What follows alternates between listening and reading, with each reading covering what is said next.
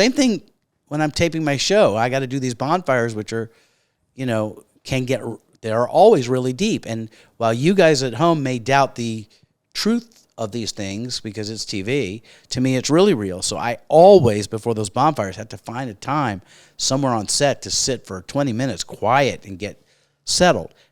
And that works in the moment, and meditation works for me all the time. But I think these trips, these annual events, these traditional things, these telling the same stories around a fire, look, it's tribal. It is generational and multicultural. It happens in every culture. Something about sitting around, I realized that's why I named this. Oh, man.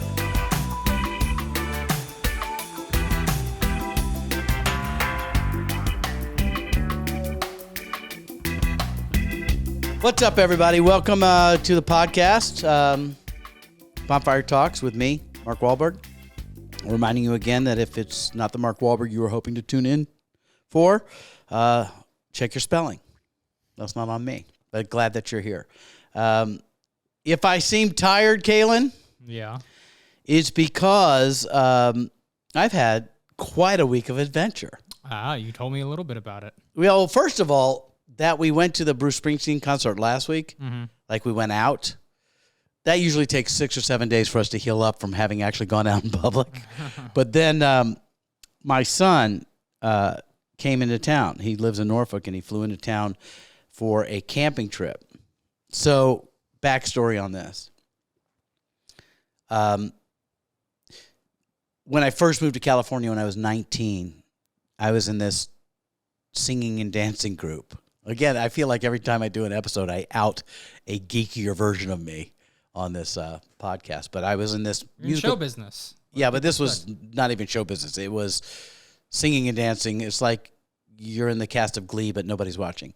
But this young singing, dancing group, and it was great, and I loved it. And I moved out here at 19, and I had these friends I met that first summer when I was 18, actually. And then we all moved out together, and we all lived together in squalor, trying to, get by on stolen Del Taco meat and stuff like that.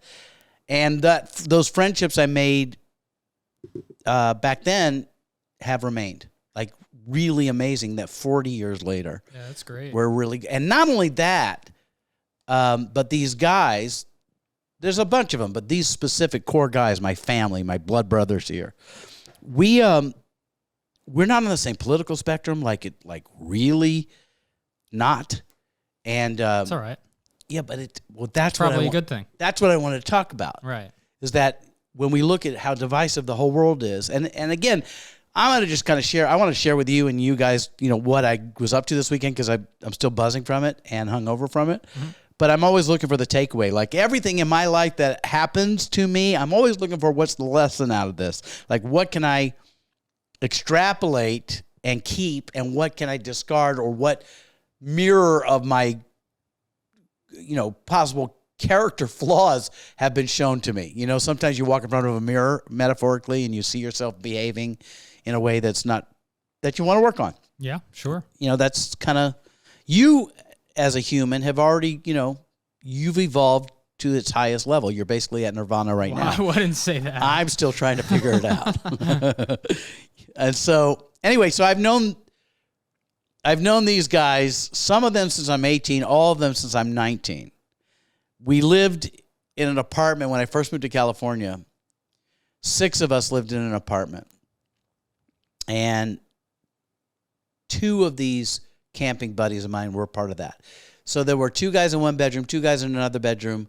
I had a bed in the dining room with a nightstand in the dining room. And then the other roommate, who was the twin brother of who I went camping with, is deaf in one ear. So he lived in the living room, but he just slept with his good ear down so we could party around him and he wouldn't hear us, which I know sounds insensitive, but it worked for us. Hey, if it works, then why not? And so, and we all paid like $45 a month rent, and none of us were legally there. But anyway, that's these friendships that I thought would be like one summer of kind of fraternity level, nuts, have now been really close friends, if not my closest friends. Like if the shit goes down, they're my first call. And our lives have gone in all different directions, but we're still very much friends. And so many, many years ago, as we all got married around the same time, and we all started whatever careers we started. And I'm the only one who's still or was ever in the talent end of show business. One of my buddies ended up working at Paramount for years, but in the building parking lots and structures thing. And the other guy, who's a good friend of ours, is the husband of someone we met from that same group. It doesn't matter. We're all really good friends. So many, many years ago, like 25 years ago, they wanted to go on a camping trip, and it was going to be like a father-son camping trip. So we brought my son, who at the time may have been 8 or 9 years old, and their kids were 6 and 7, and there were four sons of my friends. Right. And so we went camping, and it was really a blast. And we did it every year forever. Until so like a yearly thing, like once a year. Yearly thing. And what was interesting is I've never, you outsource what you didn't get. So I have great parents, and I love them and all, but I left home at 18, and there are all these things that I kind of wish I knew that you outsource, like as big brother or parent from others. So Smitty, my buddy, the older of, there's 3 Smitties. There's the 2 twins, and then their older brother. But Greg is the older Smitty. Oh, that's their last name. Yeah, Smith. I thought you just said there was 2 twins with the same name. Yeah. That's what I think of at any time somebody says, Mark Wahlberg, you're Mark Wahlberg, is that your brother? I'm like, yeah, because we just named us the same. Yeah. Anyway, so Greg, had developed this real ability to be an outdoorsman and a camper, and took me camping very early with the boys. I'd never really been camping, so we kind of outsourced that father-son thing or big brother thing, and I got into it. So we're all very good at camping, and the kids have grown up at the campground and have become really good at camping. So years and years and years we did this, made memories and memories, just stories we tell every time we get together of just, putting the kids to bed and then getting drunk by the fire and just all that stuff. So we all get together for Christmas Eve at Smitty's house, and all the kids were in town, so they all showed up too. Of course, now the kids my son's 32, so they're all adults with families and stuff like that. And unbeknownst to us, the kids got together and said, we need to do camping again. And they booked it and just put out an email to the dad saying, we're doing this. This is the weekend. Let's do it. And it all locked in. So we went. So my son flew out from Virginia to our house, and then we kind of got our camping gear together, and we went camping. And it wasn't particularly an easy camping trip. Oh, really? The weather kicked up, and it was like, okay, so we're in for a challenge. That, just so you know, Camp Wahlberg fucking crushed it. 30-mile-an-hour winds, and we were good. And we were bragging about it, too. But it was really interesting. So, I got to know, though, what kind of camping trip is this? Is glamping or is this camping? First of all, how dare you? So here's, it's not, normally we go camping at this one spot. Well, you've been doing it for 30 years, so I imagine you haven't been glamping this whole time. Yes, but we've kind of gone gear crazy, and each one of us has our own thing. But so it's not primitive. Well, first of all, we always went camping at this one campground up near Yosemite and Bass Lake, which is primitive camping. So there's a latrine. There's basically a no plumbing porta potty, but it's a permanent structure. And there's a spigot to get water you can do dishes on, but don't drink it. And everything else is fire pit and do your own thing. And we do it. So Greg, there's nothing romantic about it or precious. He's not trying to create a vibe. He's got a trailer. So he brings this RV trailer, and he's got a TV going in there and all this stuff, which I'll get into. Todd, his younger brother, and my dear friend, and me, and then David, who's an ex-military Army major, we just call him Major, we all have our own way of doing it. So Morgan's and my setup is kick-ass tent, which is actually a 7-person tent, but we do it for the 2 of us with space because we need room for activities, and 2 cots, sleeping pad, sleeping bags. So the tent situation is on lock. That's real camping. That's camping. Oh, yeah, we're camping. We're not, And then Greg and Todd buy all the food, but what they're way into that I've gotten into, but not so much, is cast iron Dutch oven cooking. Are you hip to what that is?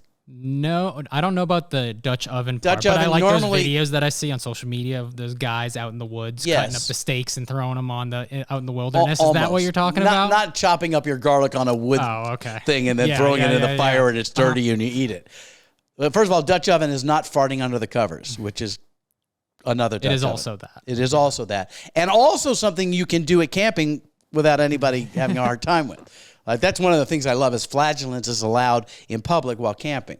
But no, Dutch ovens are cast iron cookware, like cowboy cookware with feet like legs, and you create an oven. You put charcoal or fire underneath it, but normally charcoal on the bottom and on the lid, and it's amazing what you can cook in there.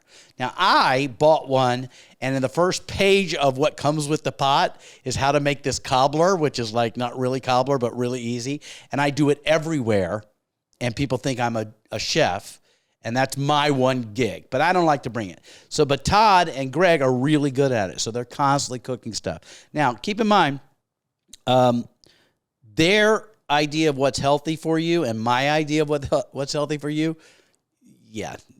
like they're like, oh, well, that's meat. That's good for you.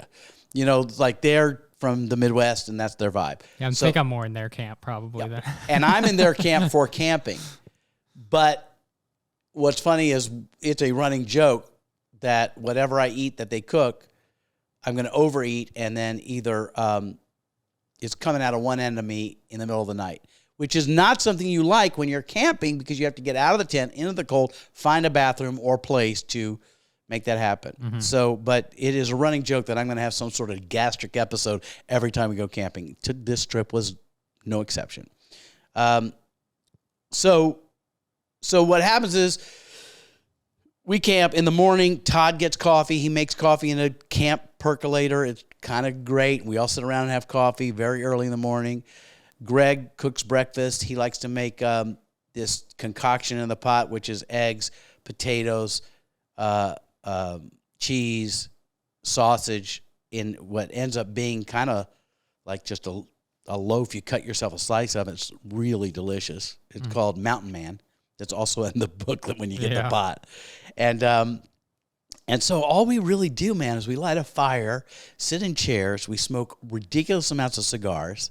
Again, not something I ever do in my life, and tell the same stories over and over again.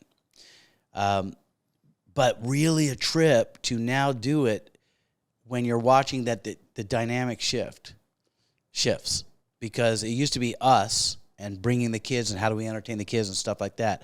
But now the kids are, like I said, 30, 28, 29, and they're running the show and we're the passengers, which was just insane to watch the four of them still be hanging out, which is exactly like we were, except ours started at 18, theirs started at 6.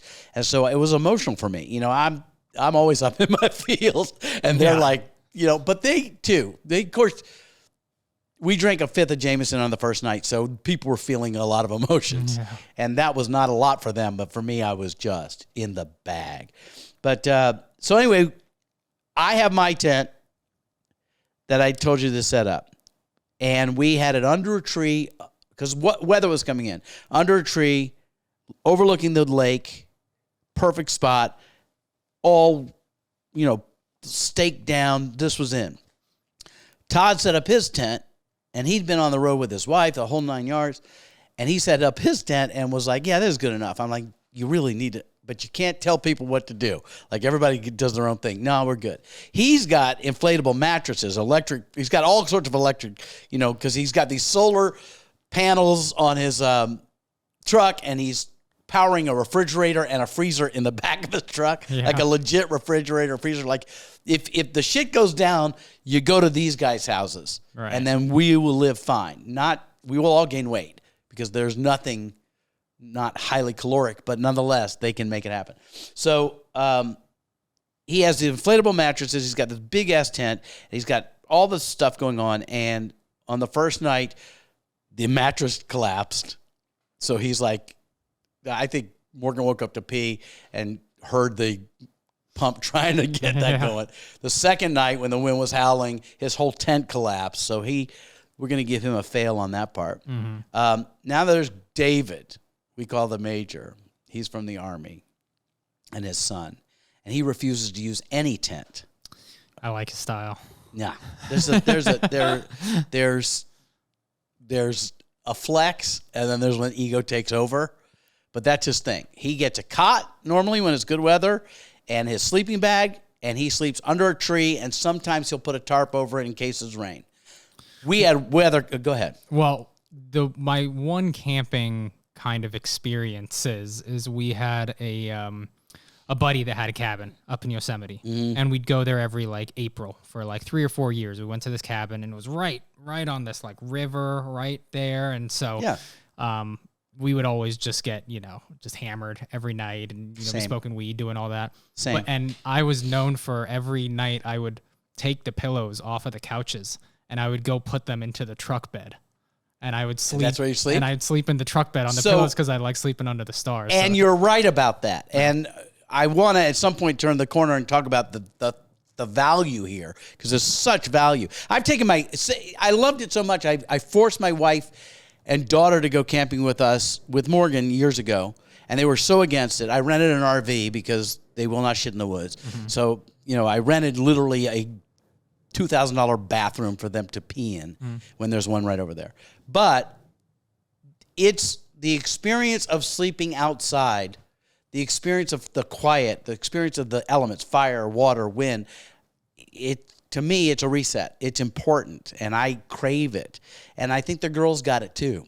But then it turned into resentment because I'm sort of digressing, but I took them camping. They were like way not into it. And we got there in the middle of the night. I said, look, don't worry about it. Go to sleep in the camper. Tomorrow morning we'll start camping, and you'll be good. And they didn't wake up till like 9:30, but Morgan and I were up at 6. We set up everything. I have a whole kitchen. Morgan's got a fire going. When they got out of the camper, Robbie and Goldie sat down in chairs. I had blankets for them. I handed Goldie a hot chocolate. I handed Robbie coffee. I had breakfast cooking. I had a whole thing. Like, I can cook outside. And I'm cleaning and I'm doing, and Robbie's like, oh my God, this is amazing. Where did you learn all this? And she's like all lovey. And then by the second or third day, she's like going, you know what? Fuck you. Because you have none of this skill at home. You can't boil water at home, and you're cooking trout almondine by the fire of this river that you caught. And that pisses me off, and she's not wrong. She's not wrong. Because outside I got skills, and I'm meticulous. Clean. I'm doing chores. I can't even take my dish off the coffee table and bring it in the kitchen when I'm at home. Anyway, we've worked it out. So David, Todd's sleeping under the tree. Tent is kind of hanging in there on day one. David doesn't get there the first night. He gets there the next morning. He takes his car, which is like a little SUV, and puts his cot next to it, and cantilevers over the car and wired down a tarp, and that's his setup. Mm-hmm. His son Charlie, who's much wiser, said, you know what, Dad, I love you. I'm setting up a tent. Mm-hmm. And he slept in the tent. But that night, that second night, the wind was howling 30 mile an hour. You hear just stuff crashing. My tent's going like this. And he slept outside. So, hats off. Meanwhile, Greg, who was like the maven, the guy who taught us everything. Major. No, Major is sleeping outside in the tent. Oh, okay. Greg, who we used to call the doctor for reasons that are inappropriate, for things he knows about the anatomy. Let's just say that. This is all really bad that I'm saying. These are all our private. What happens at camping? Well, I like the doctor. I mean, I like the nicknames. Yeah, we all have nicknames. Let's just label them. Okay, yeah. You got the doctor. You got Major. And what's you? Rabbi, which doesn't have the same swagger, but I think it's because I like to, I try to extrapolate the message, and also because it's a slightly racist undertone because I'm the Jewish one. And what's the fourth nickname? I'm trying to think of what Todd's nickname is. We have another guy. You could just call him Todd, probably. I think we just call him Todd. We have another guy that we don't bring camping with us that we call the trickster, because during the day he's Bert, responsible, great dad, husband, everything, and then nighttime version of him is the trickster, and there's just no one's safe. Yeah. This is the guy that when we were younger took us 2 weeks to find his truck after one night. We didn't know where he parked it. He didn't remember. We literally drove all through the valley looking for his truck. Finally found it. Not far from his house, actually. Anyway, so we all have our little nicknames, whatever. Greg, on the other hand, twice did this. Gets up in the morning, coffee, great. I don't know how much Irish he's putting in the coffee. He cooks breakfast. We do lunch. Everything's great. Dinner time about 7:30 or 8, he kind of whipped up some stuff really quick. And without saying a word, we're like, where's Greg? 7:40 at night, he's gone for the night. Goes in the camper, face down, overdid it, gone. And to me, I'm like, I said, oh, he'll rally. He'll be up about 9:30 or 10. Nah, all the way through. All the way through. But what I love about him, again, what can we take away? Greg, all of them to some degree, but Greg specifically, and Todd, his brother, they have no FOMO. If they're into it, they're into it. If they're not into it, they're not into it. And there's no doing anything for what someone else might think or for fear of missing anything. So if he's tired, he goes to sleep. If he wants to sleep if he wants to be warm, it's just not about look at how I survived the elements. He's like, I got a fucking camper. I'm not doing that. I'm going to go in there. So, but he did do something. First of all of them let me know in very passive-aggressive ways that they haven't missed an episode of this podcast. Well, that's nice. They are real friends. They are real friends, and I can count them. And I think that's how you know who your real friends are. Do they download, or do they actually listen to the whole thing? And do they refer to the content to let you know they actually heard it? Yeah. So they dropped sometimes pointed and condescending hints about content we've done here. So like, I was be careful you don't get scammed again. That kind of stuff. Yeah. And they're not wrong. They agree with Mark DiCarlo almost all the time on anything we discuss. But so here's where I got all kind of misty. At one point, we're smoking cigars and drinking and hanging out at the fire, and Greg says, I want to offer a toast. Now, this could go anyway, because these guys they're not devoid of emotion. We talk very intimately. As a matter of fact, I highly recommend you find a group of men, if you're a man or whatever it is for you, where you have this cone of intimacy, where you can say what's really going on, where you can really be real with these people. And I've been real. We've all been there for each other through chapters. Sadly, because I'm in show business, I've had probably more chapters of needing them than they've needed me. Mm-hmm. But that's the value here, is that these ridiculous jokes and nicknames and all that is one level of it. The other level is a team that I've created where I'm safe. Even though we don't agree on so much, like I'm the liberal and they're the conservative, although that's not entirely true. But so there are things that we can get heated about, we disagree on, we live our lives entirely differently, a lot of us. But there's so much about our friendship, or any friendship that lasts, where I always say the most important thing is you want to be seen and heard, and I know that they see me. I know I see them, and it's a safe place. There's nothing I couldn't talk about and haven't talked about with these guys and vice versa. So at one point he's like, let's do a toast. Now, I don't know if this is going to be a drunken, toast, which is what I expected, but he literally said, look at these 4 boys, our sons, who are hanging out, men, and what they've achieved and who they've become, and how our memories of them at 6 years old and now at 30 years old and 25 and 28, look at the bond and all that. And we toasted a glass, and I got choked up because I was looking at these 4 men now, which are now legacy of our friendship and mirror because our friendship, these dads, was all of us moved to California. None of us had the support of family, so we all became family, mm-hmm. right? So we are cousins, right, or brothers. And to watch that go now another generation of these kids carrying traditions, looking at us as like what we did for them mattered. And it's a special thing. It was really special. Yeah. Really, really special. And we all felt it. And again, these are 8 men, and in a situation where we could just keep it light. But every now and then we kind of get real, and the value there is just amazing. One of the sons, the younger one, is married with 2 kids, And that's the other thing I again, Robbie says compare and despair. Like, don't compare to other people's lives because you'll despair. Comparison's a trap. But perspective is important.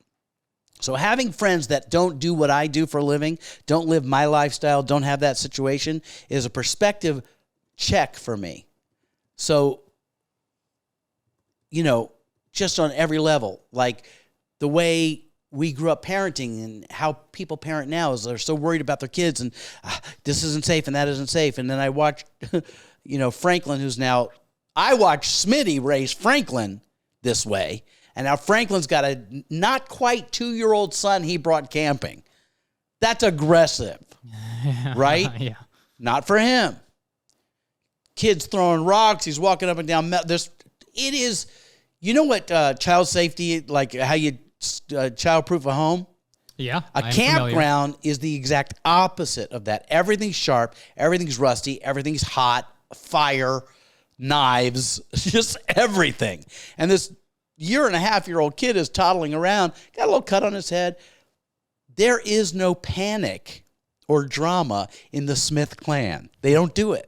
And what happens is these kids get raised up so centered, so calm, and so just grounded in the things that matter and not caught up in the things that don't matter, that it's remarkable to watch. I've done what I could with my kids, and I'm watching Morgan and Goldie. They're incredible, but everything about that environment, who David's kid is, Charlie, has grown up to be this incredible guy. We went on the second day.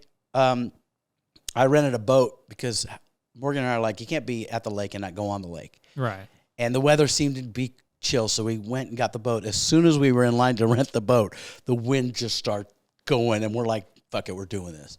So FOMO doesn't exist with the other guys. The other guys were like, yeah, you guys go. But my guys were like, I'm not fucking going. So it was me and all the boys. Mm-hmm. And we rented this pontoon boat, and we went out on the lake. I spent an exorbitant amount of money on fishing tackle to fish. We barely put a line. It was just like, forget it. Too windy. And we don't know what we're doing. I mean, I know how to fish, but not on this lake or whatever. So we're out on the lake and just laughing and having fun and trying to fish. But we've got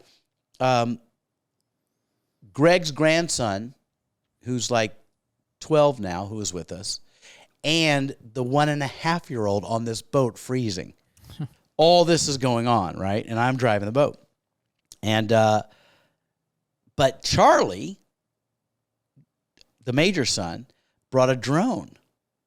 And he's flying the drone and getting this footage that I know is going to make a montage that's going to break all of our hearts of us, panning all the guys fishing together on the boat. Just like moments like this were just racking up one right after another. And my heart was full.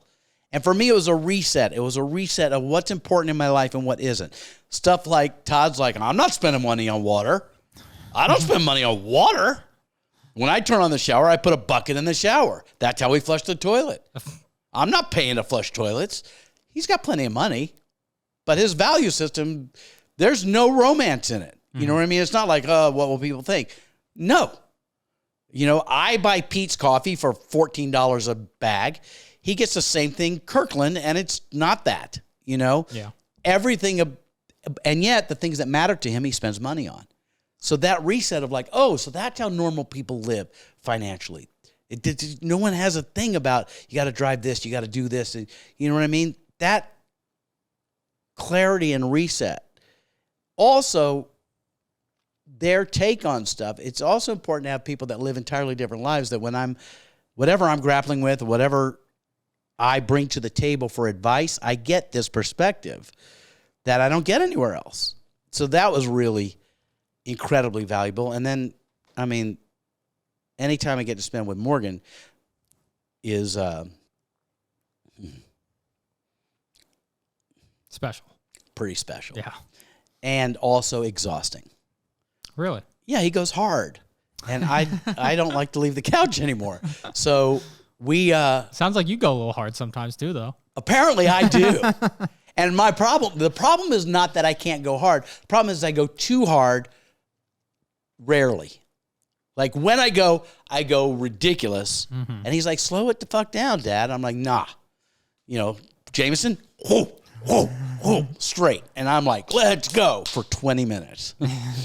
But Morgan, you know, metabolizes better. So we did all sorts of stuff, man. It was like, first of all, we had to get camping gear together. I'm immediately like, what can I buy? He's like, hold on. Let's go look and see what we have. We had everything. We spent money on cigars and booze. That was it. So we set up the tent. We did all that stuff. Robbie's looking at us, trying to talk us out of it. We're like, no, we're going.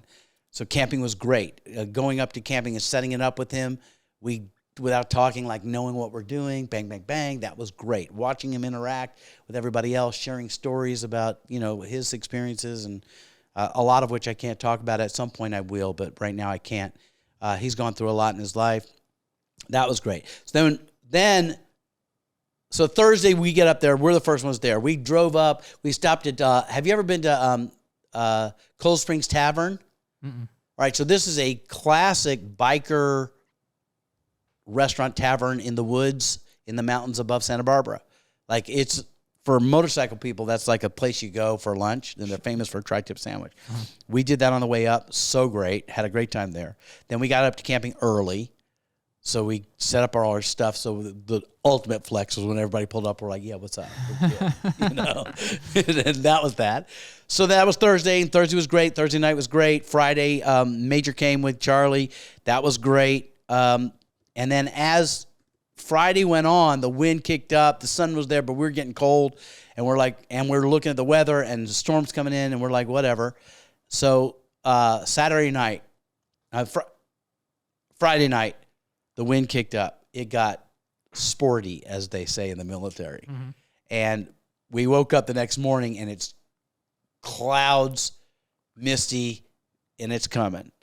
And we were supposed to be there till Sunday. And Greg said, you know, I'm like, let's go home, before he even said it. And they all agreed. So we packed up and got out of there.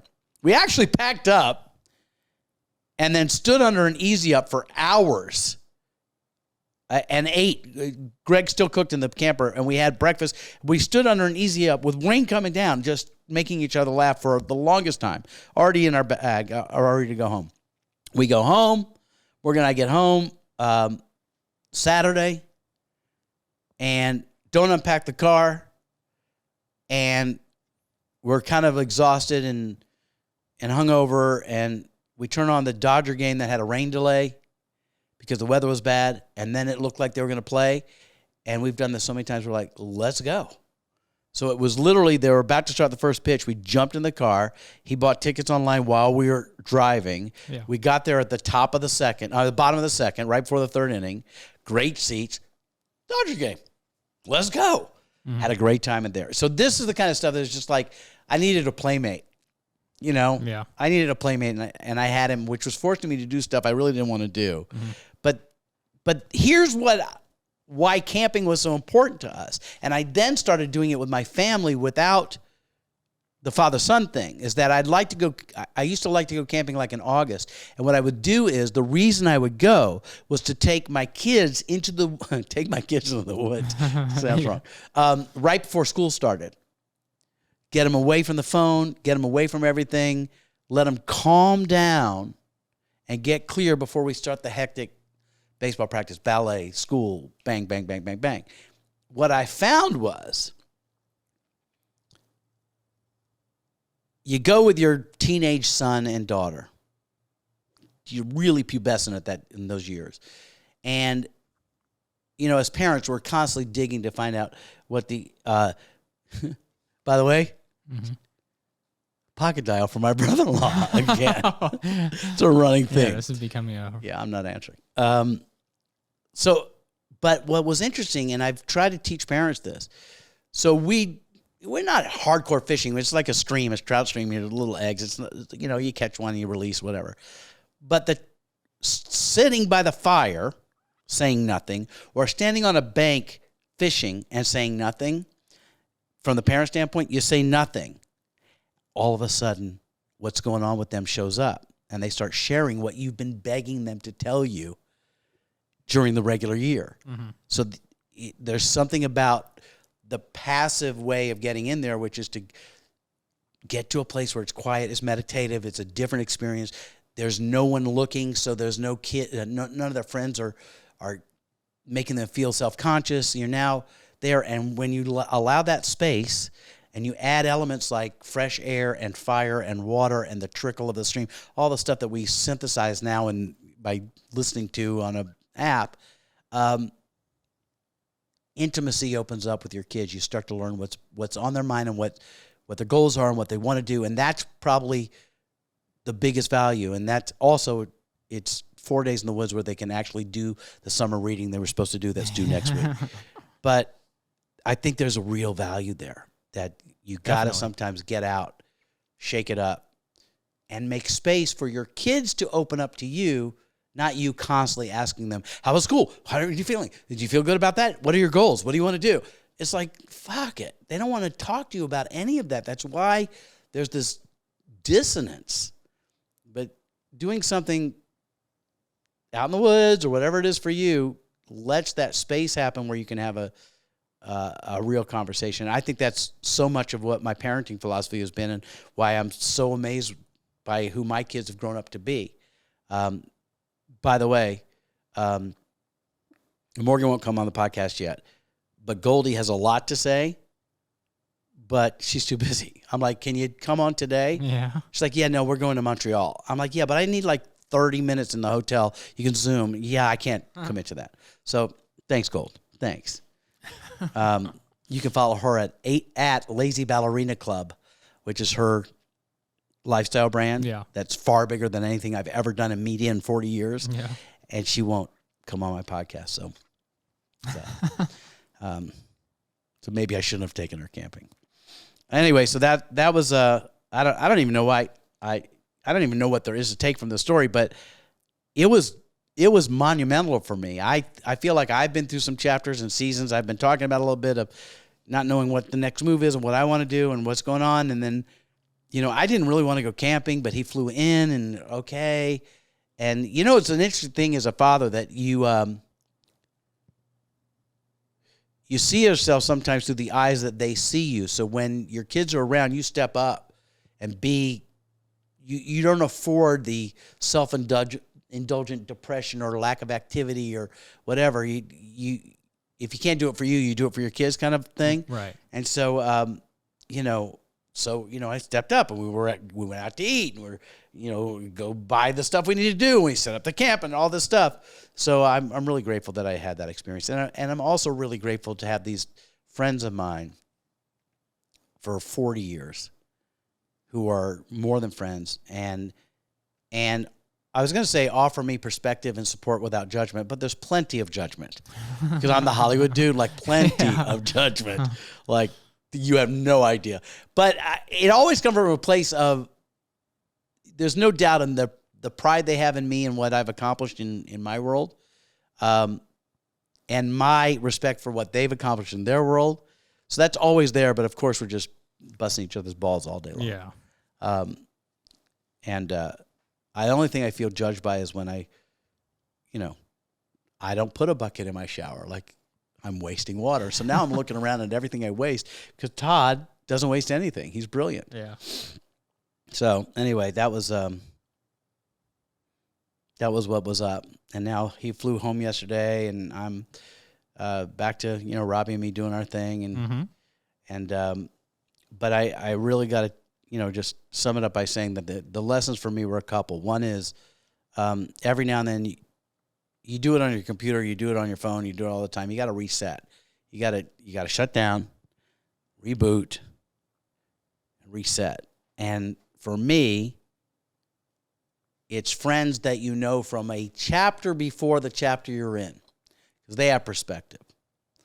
They have perspective of you through several different iterations of your life as opposed to your most recent close friends who are doing the same things you're doing.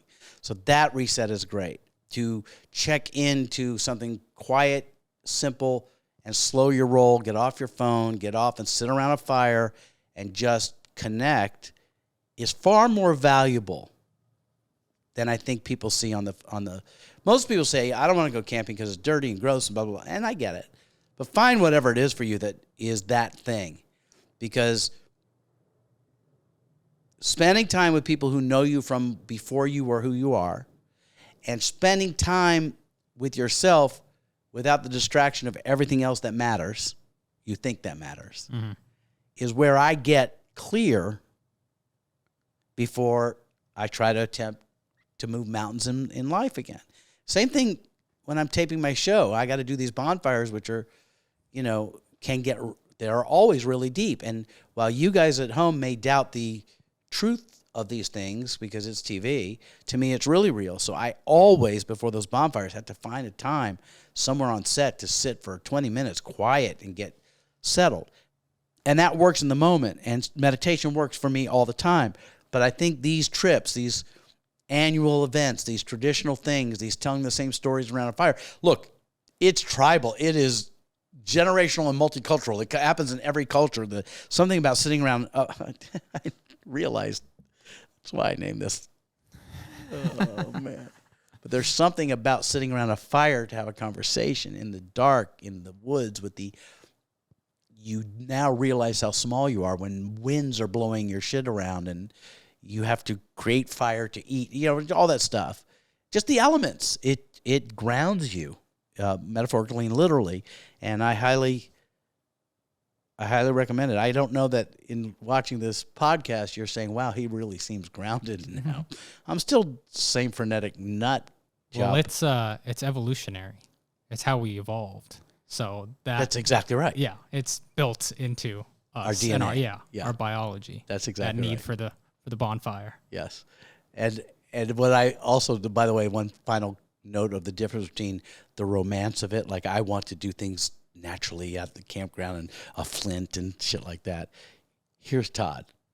The boys, our sons are lighting the fire. It's always a thing of who can get the fire started, right? Lighting a fire is not as easy as it appears, especially on TikTok where they go and it's fire. Yeah. And so they're doing it and they're blowing on it and the smoke and it's almost there. And then Todd just gets up drunkenly and walks over with lighter fluid. It just goes. For a second, I thought you were going to say the Jameson. That would have worked.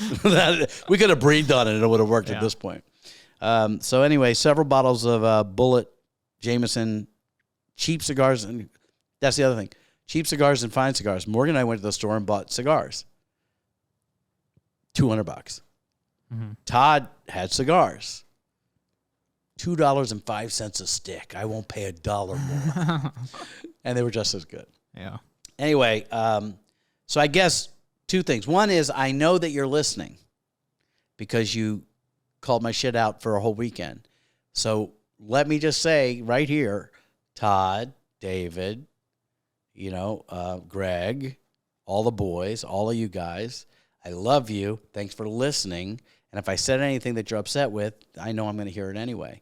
But this is my little episode of appreciation to my long-time friends for always being there, and encouraging you guys who are listening to check in with the longtime friends, even if you've grown apart, even if you've grown like diametrically apart, like really can barely discuss the issues of the world without it getting heated. You need to check in with those people and keep those things, the people who know you generationally, because the value, I'm still trying to figure out everything I learned from this weekend.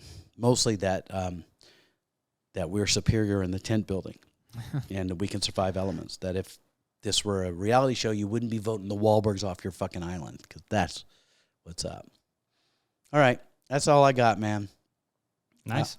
Thanks, pal. Thanks for listening and thank you. Jumping in with some perspective from your already evolved place on the high mountain. All right. Hey, thanks for tuning in. If you're listening, check out YouTube so you can see what we look like when we're talking. And we'll see you next week.